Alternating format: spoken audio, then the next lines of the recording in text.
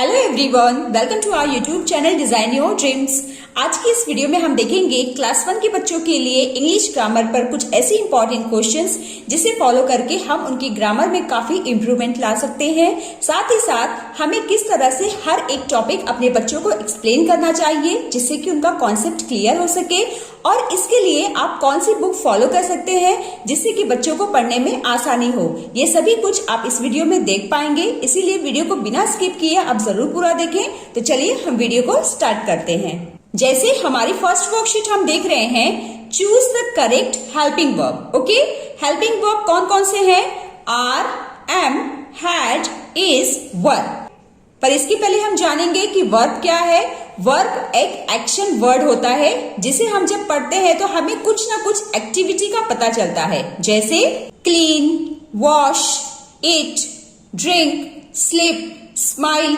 कुछ ना कुछ एक्टिविटी हो रही है, और ये जो एक्शन है, ये जो काम है, ये किस समय हो रहा है, पास्ट, प्रेजेंट या फ्यूचर में, ये हमें हेल्पिंग वर्ब की हेल्प से पता चलता है। तो इसी के हिसाब से हम हेल्पिंग वर्ब का इस्तेमाल करके सेंटेंसेस बोलते या फिर लिखते हैं।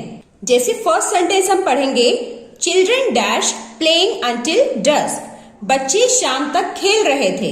तो यहाँ पर हम कौन सा हेल्पिंग वर्ब का इस्तेमाल करेंगे? वर। Children were playing until dusk. Second है, she dash singing a melodious song. वह मधुर गीत गा रही है। तो यहाँ पर हम कौन सा हेल्पिंग वर्ब लगाएंगे? she के साथ is. She is singing a melodious song. I dash going to the mall now. मैं अब मॉल जा रहा हूँ। तो I के साथ हम am हेल्पिंग वर्ब का इस्तेमाल करते हैं। I am going to the mall now. Fourth is, they dash bought many gifts for me. वे मेरे लिए बहुत से उपहार लाए थे। तो यहाँ पर क्या इस्तेमाल हो जाएगा? They had bought many gifts for me. ऐसे ही लास्ट वाला हम देख लेते हैं, There dash 5 fish in the pond. तालाब में 5 मछलियां हैं। तो यहाँ पर 5 मछलियां हैं, इसीलिए हम क्या लगाएंगे? Are. There are 5 fish in the pond. Okay, verb से ही रिलेटेड हमने यहाँ पर कुछ और वर्कशीट लिखी है जिसे बच्चों को केयरफुली रीड करना है और ट्रू और फॉल्स में आंसर करना है। जैसे फर्स्ट है, वर्ब्स आर डिस्क्राइबिंग वर्ड्स। क्या वर्ब्स डिस्क्राइबिंग वर्ड्स होते हैं? नहीं, वर्ब्स क्या होते हैं? Action word. तो ये स्टेटमेंट क्या है? False. Come, go, eat are some verbs. जी हाँ, इससे हमें किसी न किसी एक्टिविटी का पता लग रहा है। तो ये क्या है? एक्शन वर्ड है। एक्शन वर्ड यानी वर्ब्स। तो ये ट्रू है। Third sentence is, verbs are also called action words. हाँ, हमने अभी अभी पढ़ा कि वर्ब्स क्या है? एक्शन वर्ड्स है। तो यहाँ पर हम लिखेंगे ट्रू। सो इस तरह से जब हम अलग अलग क्वेश्चन बनाकर बच्चों को पर्टिकुलर टॉपिक के बारे में पूछते हैं और उन्हें जस्ट ट्रू और फॉल्स में आंसर करने के लिए कहते हैं, तो इससे हमें पता चलता है कि बच्चों को टॉपिक क्लियर हुआ है या नहीं। तो आप इस तरह के क्वेश्चन बच्चों को जरूर पढ़ाएं।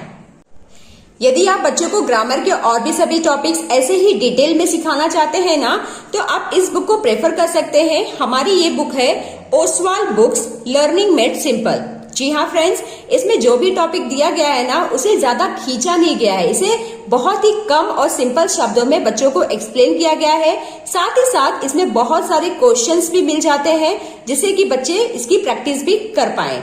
और आपको डाउट हो रहा होगा कि ये कौन सा बोर्ड कवर करता है, तो इसकी भी टेंशन लेने की बिल्कुल जरूरत नहीं है, क्योंकि ना इसमें सीबीएसई, आईसीएसई, स्टेट बोर्ड सभी बोर्ड का सिलेबस इसमें कवर हो जाता है।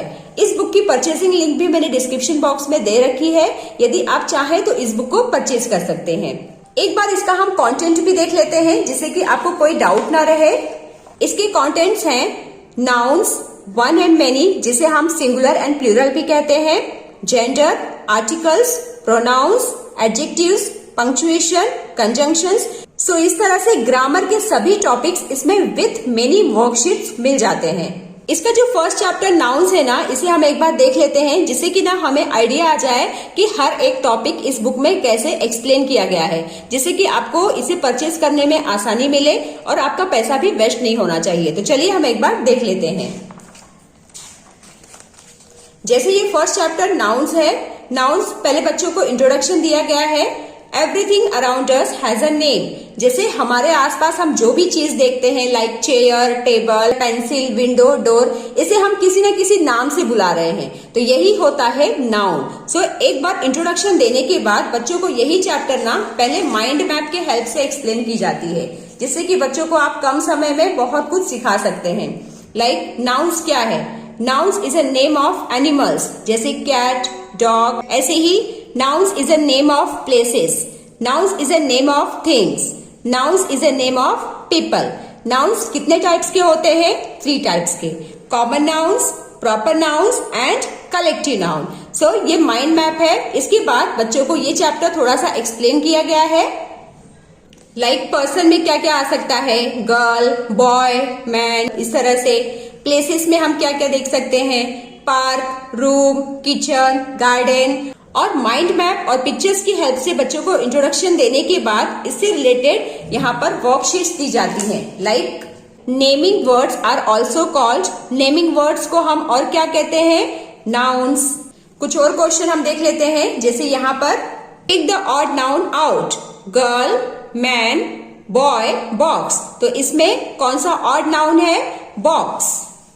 बॉक्स क्या है? नेम ऑफ थिंग है, और बाकी के सब क्या है? नेम ऑफ पर्सन है। Pick the odd noun out, यहाँ पर भी ऑड नाउन निकालना है। Pen, eraser, pencil, teacher. तो इसमें पेन, इरेजर, पेंसिल क्या है? नेम ऑफ थिंग्स है, बट टीचर क्या है? नेम ऑफ पर्सन है, तो इसे हम सिलेक्ट करेंगे। सो इस तरह से ना अलग अलग टाइप के क्वेश्चन इस बुक में बच्चों को मिल जाते हैं। इससे सबसे बड़ा फायदा ये होता है कि बच्चों की जो बेस होती है ना ग्रामर की, वो स्ट्रांग हो जाती है, क्योंकि यही सभी टॉपिक्स बच्चों को क्लास 2, क्लास 3, क्लास 4 में भी पढ़ाए जाते हैं। और एक बार जब उनका कॉन्सेप्ट क्लियर हो गया तो उन्हें आगे की क्लास में बिल्कुल भी डिफिकल्टी नहीं होती। कई बार ऐसा होता है ना कि बच्चों को टॉपिक क्लियर हो जाने के बाद भी थोड़ा बहुत डाउट रह जाता है, कुछ क्वेश्चन को और सॉल्व नहीं कर पाते, तो इसका भी सॉल्यूशन इस बुक में दिया गया है। देखिए यहाँ पर QR कोड दिया गया है, इसे स्कैन करके ना बच्चे ये सभी आंसर इसमें फाइंड आउट कर सकते हैं। और इसमें जो आंसर दिया गया है ना, वो भी एक्सप्लेनेशन के साथ दिया गया है, जिससे कि बच्चों को समझाना नहीं पड़ेगा। वो एक बार रीडिंग करेंगे ना तो उन्हें कॉन्सेप्ट अच्छे से क्लियर हो पाएगा। इसकी प्राइस भी ना बहुत कम है, ओनली 250 में बच्चों को इतनी अच्छी ग्रामर की बुक मिल जाती है। अगर ऑनलाइन ऑफर चलता होगा तो आपको ये और भी कम प्राइस में बुक मिल जाएगी। तो आप इसकी परचेसिंग लिंक डिस्क्रिप्शन बॉक्स में देख सकते हैं, वहां पर मैंने दे रखा है। अब हम नेक्स्ट वर्कशीट की तरफ बढ़ते हैं। Right synonyms. यहाँ पर बच्चों को समानार्थी शब्द जिसका मीनिंग सेम हो उस तरह के वर्ड्स लिखने हैं। लाइक बिग, बिग को हम और क्या कहते हैं? Huge, large. स्मॉल का सेम वर्ड क्या हो जाएगा? Tiny, short. हैप्पी का जॉयफुल, ग्लैड। बिल्कुल इस तरह से हम इस तरफ का भी सॉल्व कर लेते हैं। जैसे बैट, बैट को हम क्या कहते हैं? Poor, terrible. लाउड, लाउड का हम क्या लिख सकते हैं? Like noisy.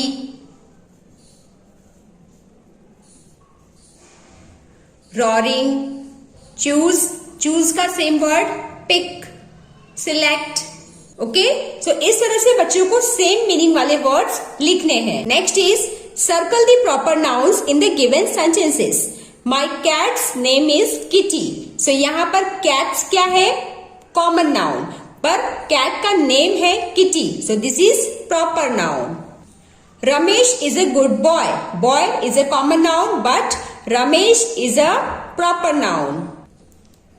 I live in Agra. Agra is proper noun. It's a name of city.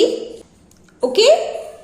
बिल्कुल इस तरह से कुछ और वर्कशीट हम देख लेते हैं। Like colour the odd one out. First है girl, boy, cat, Tulsidas. So यहाँ पर गर्ल, बॉय, कैट ये कॉमन नाउन है। Tulsidas is a proper noun, so ये क्या है? ऑड है, तो इसे हम कलर करेंगे। Second is Agra, Delhi, Jaipur, city. City is a common noun, so इसे कलर किया जाएगा। Third is India, China, Pakistan, country. Country is a common noun, so we will color this. And the last one is Bible, book, Bhagavad Gita, Quran. So which is the odd one? Book. Book is a common noun and rest all are proper noun. Like this. Convert into plural. यहाँ पर बच्चों को कुछ words दिए गए हैं, इसे उन्हें प्लूरल में कन्वर्ट करना है. जैसे नाइफ. नाइफ को जब हम प्लूरल में कन्वर्ट करेंगे ना तो FE हट जाएगा और उसकी जगह हम लगाएंगे VES. Leave, leaves. इसके सभी रूल्स भी ना आपको वो वाली बुक में मिल जाता है, जिससे कि बच्चों को आप कॉन्सेप्ट अच्छे से समझा सकते हैं.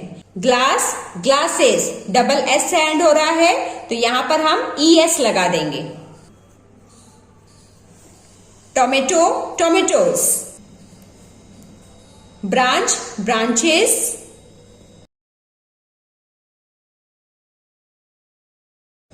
Okay.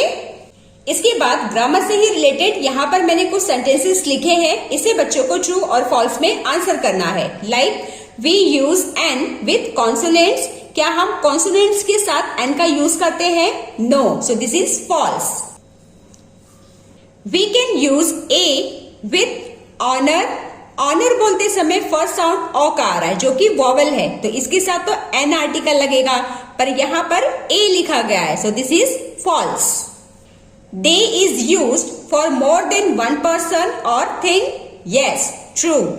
We must always write special names with small letters. Special name यानी proper noun. Proper noun को हमेशा कैपिटल लेटर में लिखा जाता है, पर यहाँ पर क्या बोल रहा है? Small letter. So this is false.